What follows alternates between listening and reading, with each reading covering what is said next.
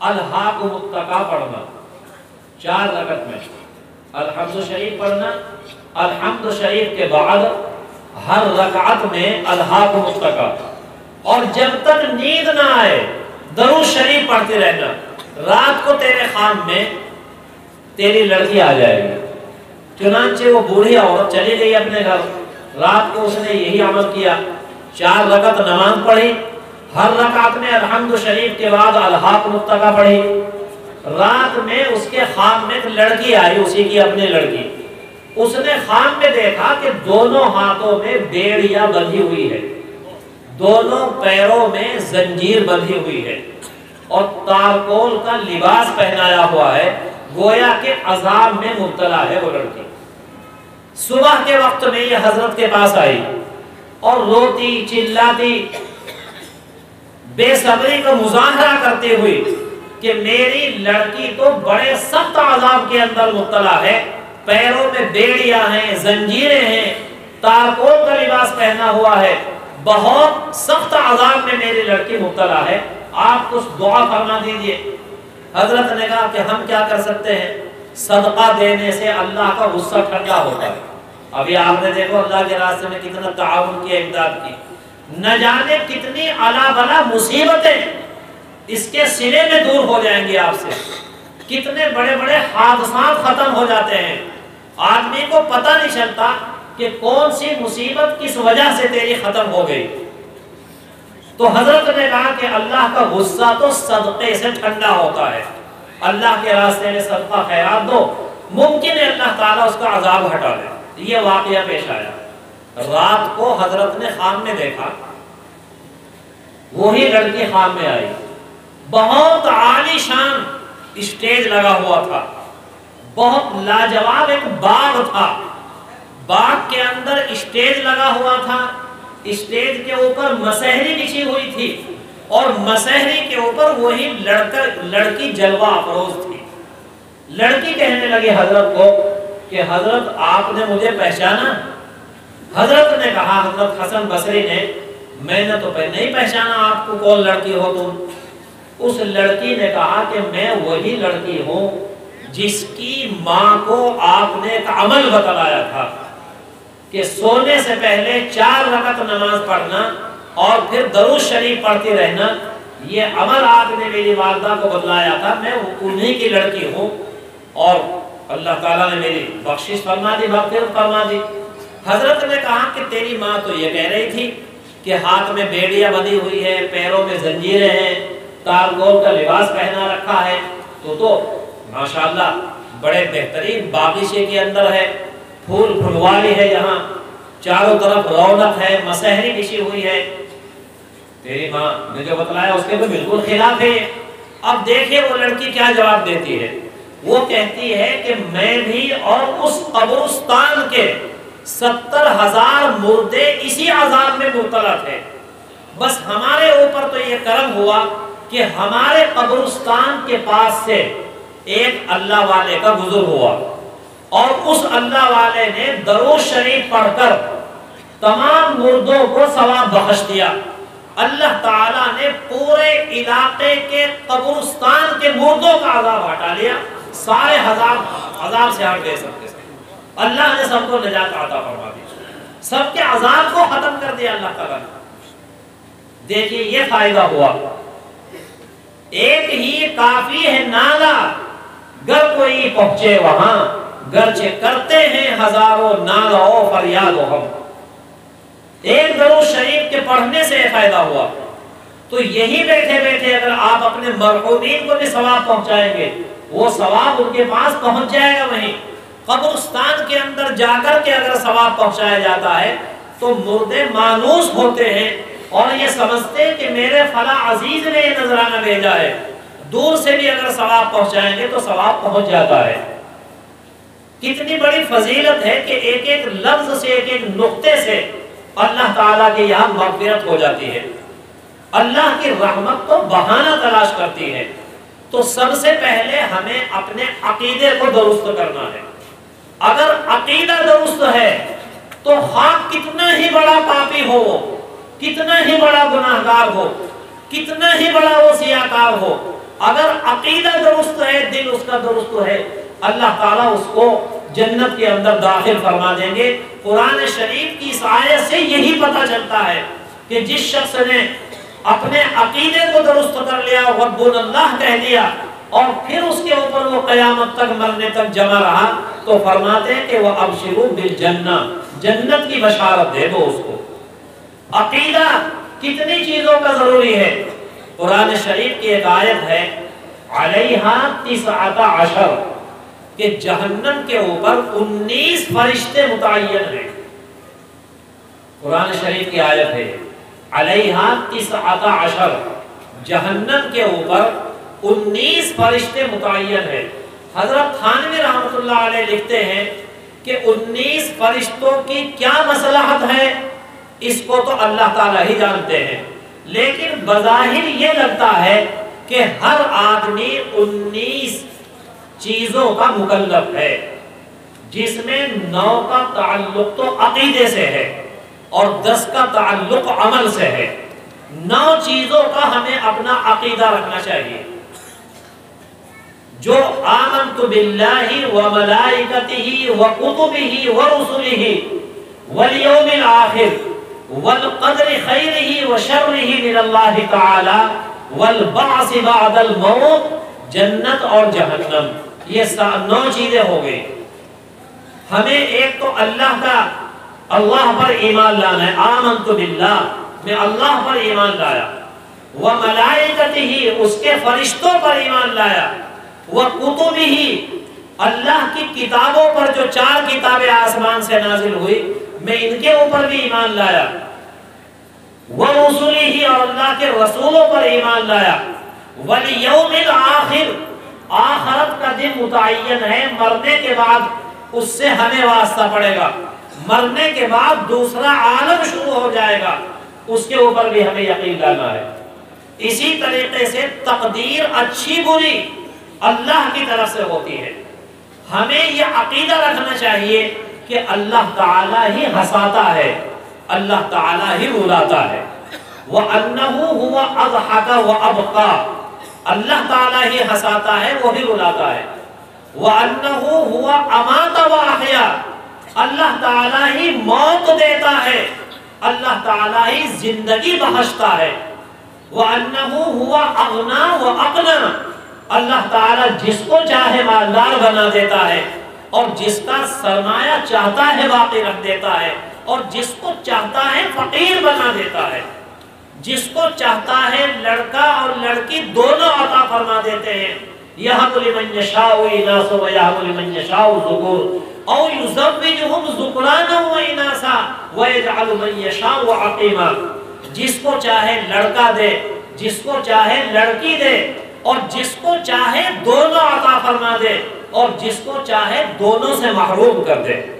یہ ہمیں عقیدہ رکھنا چاہیے، اللہ تعالیٰ ہی کے دست قدرت میں سب چیزیں ہیں۔ 9 چیزوں کا تعلق عقیدے سے ہے، جو آمنت باللہ وملائکتہ وکتبہ ورسلہ والیوم الآخر والقدر خیرہ وشرہ من اللہ تعالی والبعث بعد الموت، اور جنت اور جہنم، یہ 9 چیزیں ہو گئی۔ اب آپ کی زبان دوسری ہے، لیکن آپ سننے میں آیا کہ ماشاءاللہ بنگلہ بھی جانتے ہیں، آسامی زبان بھی جانتے ہیں، اور اردو ہندی بھی جانتے ہیں، تو کچھ سمجھ میں آ رہی ہے، کچھ نہ کچھ آ جائے گی انشاءاللہ تعالی۔ اور 10 چیزوں کا تعلق عمل سے ہے، جن میں سے 5 چیزوں کو کرنا ہے اور 5 چیزوں کو نہیں کرنا۔ جن چیزوں کو ہمیں کرنا ہے وہ ایک ہے تلفظ بالشہادتین،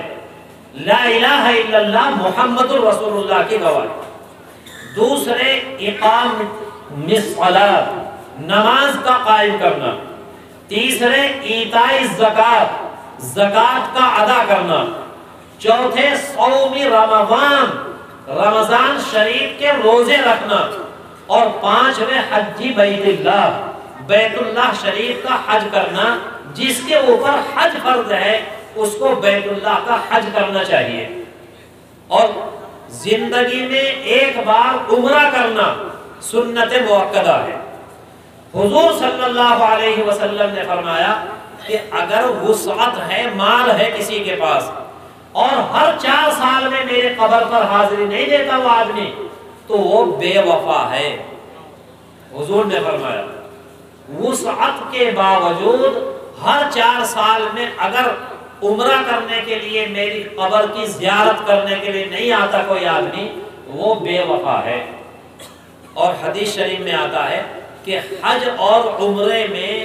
جو مال خرچ ہوتا ہے وہ اللہ کے ذمے قرض ہے،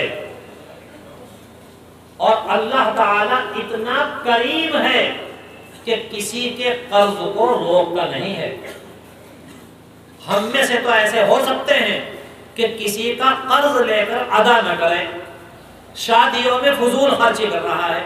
عقیقے میں فضول خرچی کر رہا ہے، ولیمے میں فضول خرچی کر رہا ہے، ادھار لے کر کے رسم و رواج پر عمل کر رہا ہے، ادھار ادا نہیں کرتا، حقوق ادا نہیں کرتا، میراث کو نہیں دیتا۔ تو ہم میں سے تو ایسے ہو سکتے ہیں کہ قرض لے کر کے ادا نہ کریں، لیکن اللہ تعالیٰ ایسا غنی ہے، ایسا کریم ہے کہ حج عمرے میں جو خرچ ہوگا اللہ تعالیٰ اس قرض کو روکے گی نہیں، کسی نہ کسی بہانے سے واپس کر دے۔ آپ تجربہ کر کے دیکھ لیجیے، یہ جو آپ نے چندہ دیا ماشاءاللہ، قرآن شریف کی کئی آیتیں ایسی ہیں، مثلا من جاء بالحسنۃ فلہ عشر امثالھا وما انفقتم من شیء فہو یخلفہ، کہ ایک کے بدلے میں 10 تو دنیا میں ملیں گے آپ کو، دنیا میں ہی، اور ایک کے بدلے میں 700 آخرت میں ملیں گے آپ کو۔ یہ جو آپ نے چندہ دیا ضائع نہیں جائے گا، ایک کے بدلے میں 10 دنیا میں ملیں گے۔ ایک نیکی گر کوئی بندہ کرے، ایک کے بدلے میں اس کو 10 ملے، تو یہ تو دنیا میں ملے گا۔ حضرت ابراہیم علیہ السلام نے تو اپنے لڑکے کی قربانی کا نذرانہ پیش کر دیا، خان میں دیکھا کہ میں اپنے بیٹے کو ذبح کر رہا ہوں، صبح ہی لختے جگر کی گردن پر چھری چلا لی۔ ماں تو دوسری بات ہے، اپنے لختے جگر کی قربانی پیش کر دے۔ کتاب میں لکھا کہ لڑکے کی قربانی کا حکم کیوں ہوا حضرت ابراہیم کو، اپنی قربانی کا حکم کیوں نہیں ہوا؟ لکھا ہے جواب میں کہ اپنی قربانی آدمی کے لیے دینا آسان ہے، لیکن اپنی نظروں کے سامنے اپنے لختے جگر کی قربانی کو پیش کرنا مشکل ہے۔ آپ نے دیکھا کہ بہت سے لوگ خودکشی کر لیتے ہیں، لیکن آپ نے یہ نہیں دیکھا کہ آدمی اپنے لختے جگر کو اپنی نظروں کے سامنے ذبح کر دے۔ حضرت ابراہیم علیہ السلام نے کر دیا، آپ نے بھی ماشاءاللہ اپنے مال کی قربانی پیش کی، اور اپنے وقت کی آپ قربانی پیش کر رہے ہیں، نیند کی بھی آپ کو پرواہ نہیں ماشاءاللہ، اور جاگنے کی بھی پرواہ نہیں آپ کو۔ حضرت ابراہیم علیہ السلام کی یہ سنت ہے کہ اپنے لختے جگر کی قربانی کو پیش کر دیا۔ قرآن شریف کے 23ویں پارے میں پوری تفصیل سے اس کو بیان کیا ہے، اور شاعر نے پورا نقشہ اپنے اشعار میں بھی کھینچا ہے اس کا۔ قال یا بنی انی ارا فی المنام انی اذبحک فانظر ماذا تری، قرآن شریف میں پوری تفصیل ہے کہ بیٹا میں نے خواب دیکھا ہے کہ میں تجھے ذبح کر رہا ہوں، آپ کی کیا رائے ہے؟ باپ کے لیے بھی ایک عبرت ہے، اس میں لکھا ہے کتاب میں کہ باپ کو یہ چاہیے کہ اپنی اولاد کو حکم نہ دے، کیونکہ اگر لڑکے نے منع کر دیا تو لڑکا گناہ کبیرہ کا مستحق ہو گیا۔ باپ کو یہ کہنا چاہیے کہ بیٹا ایک کام ہے، اس میں تیرا کیا مشورہ ہے؟ لڑکے نے اگر منع بھی کر دیا تو گناہ کبیرہ کا مرتکب نہیں ہوا لڑکا، اور اس نے اگر کہنا نہ مانا تو باپ کو شرمندگی بھی نہیں ہوگی۔ حضرت ابراہیم نے یہ کہا کہ بیٹا میں نے یہ خواب دیکھا ہے کہ میں تجھے ذبح کر رہا ہوں، تیری کیا رائے ہے؟ لخت جگر نے بھی بہت عمدہ جواب دیا۔ اولاد کو بھی چاہیے، ہر آدمی کو چاہیے کہ تکبر کا جملہ نہ بولے، بڑائی کا جملہ نہ بولے کہ میں نے یہ کر دیا، ہم یہ کر دیں گے، اس طریقے سے نہیں۔ حضرت اسماعیل نے یہ کہا قال یا ابت افعل ما تؤمر ستجدنی ان شاء اللہ من الصابرین، کہ آپ مجھے صبر کرنے والوں میں سے پائیں گے، اور انشاءاللہ بھی کہہ دیا کہ صبر کرنے والا میں تنہا نہیں ہوں، اور بھی ہیں صبر کرنے والے، انہی میں سے آپ مجھے پائیں گے انشاءاللہ۔ کتنا عمدہ جواب دیا کرتے ہیں۔ پدر بولا کہ بیٹا آج میں نے خواب دیکھا ہے، پدر بولا کہ بیٹا آج میں نے خواب دیکھا ہے، کتاب زندگی کا ایک نرالا باب دیکھا ہے، یہ دیکھا ہے کہ میں خود آپ تجھ کو ذبح کرتا ہوں، خدا کے نام پر تیرے لہو سے ہاتھ بھرتا ہوں، یہ باپ نے کہا۔ سعادت مند بیٹا جھک گیا فرمان باری پر، زمین و آسمان حیرات استاعت شعاری پر، رضا جوئی کی یہ صورت نظر آئی نہ تھی اب تک، یہ جرأت پیشتر انسان دکھلائی نہیں نہ تھی اب تک۔ کہا فرزند نے اے باپ اسماعیل صابر ہے، خدا کے نام پر بندہ پہ تعمیل حاضر ہے۔ ایک مشورہ بھی دیا بیٹے نے، مگر آنکھوں پہ پٹی آپ اپنی باندھ لیجئے گا، میرے ہاتھوں میں اور پیروں میں رسی باندھ دیجئے گا، مبادا آپ کو صورت پہ میری رحم آ جائے، مبادا میں تڑپ کر چھوٹ جاؤں ہاتھ تھرائے، چھری پتھر پہ رگڑی ہاتھ کو حلقوم پر رکھا، پچھاڑا اور گھٹنا سینہ معصوم پر رکھا، پدر تھے مطمئن بیٹے کے چہرے پر بحالی تھی، چھری حلقوم اسماعیل پر چلنے ہی والی تھی، مشیت کا مگر دریائے رحمت جوش میں آیا کہ اسماعیل کا ایک رونگٹا کٹنے نہیں پایا، ہوئے جبریل نازل اور تھاما ہاتھ حضرت کا،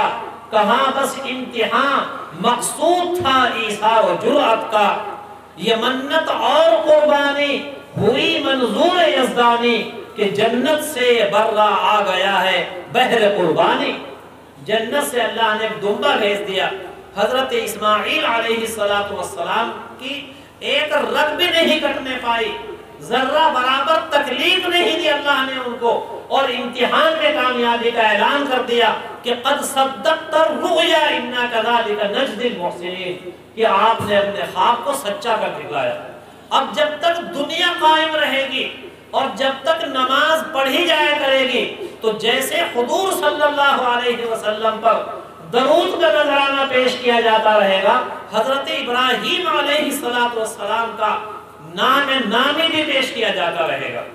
اللہم صلی علی محمد وعلی آل محمد کما صلیت علی ابراہیم وعلی آل ابراہیم انکا حمید مجید۔ رہتی دنیا تک اللہ تعالیٰ نے قربانی کے عمل کو لازم قرار دے دیا۔ حاجی بھی قربانی کرتے ہیں اور اغنیاء بھی قربانی کرتے ہیں، مالداروں کے اوپر اس کو واجب قرار دے دیا۔ بعض چیزیں ایسی ہوتی ہیں کہ آدمی اگر اخلاص سے عمل کرے وہ ہمیشہ کے لیے اللہ تعالیٰ جاری فرما دیتے۔ دیکھو حضرت حاجرہ اپنے لخت جگر کے لیے پانی تلاش کرنے کے لیے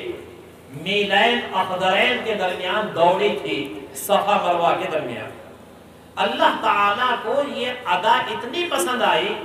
کہ ہر حاجی کے ذمے صفا مروہ کے درمیان سعی کرنا، تیزی سے دوڑنے کو واجب اور لازم قرار دے۔ اخلاص سے کیے ہوئے عمل کی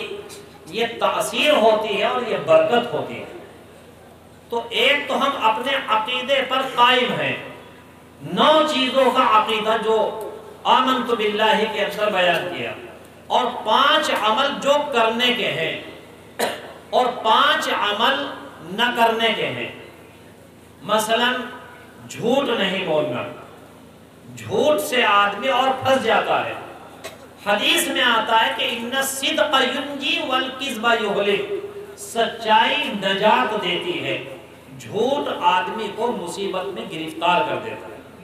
قرآن شریف میں ہے یا ایھا الذین آمنوا اتقوا اللہ وقولوا قولا سدیدا، سچ بولو ہمیشہ۔